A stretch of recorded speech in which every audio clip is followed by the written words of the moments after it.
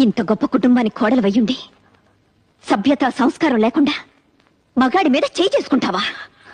కనీసం పనివాళ్ళున్నారని ఇంగిత జ్ఞానం కూడా లేకుండా పోయిందా నీకు? తప్పుడు మాట అంటే చెంప పగలగొట్టాను తప్ప. అయినా నువ్వెవరు నాకు అడ్వైస్ చేయడానికి? నాకు అత్తగారివా? కోడలిగా ఈ ఇంట్లో దీపం పెట్టడానికి నువ్వెలా వచ్చావో నేను అలాగే వచ్చాను. దీపం పెట్టడం అంటే నూనె పోసి వత్తి వేసి వెలిగించడం కాదే.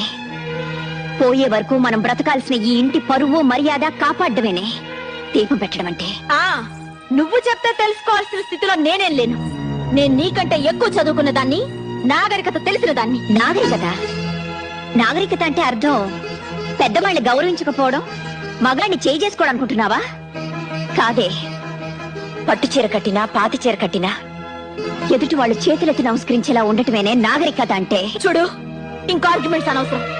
నీతో నీతులు చెప్పించుకునే అవసరం గాని, అడ్డమైన వాళ్ళ ముందు తలంచి బ్రతకాల్సిన కర్మ గానీ నాకు లేదు.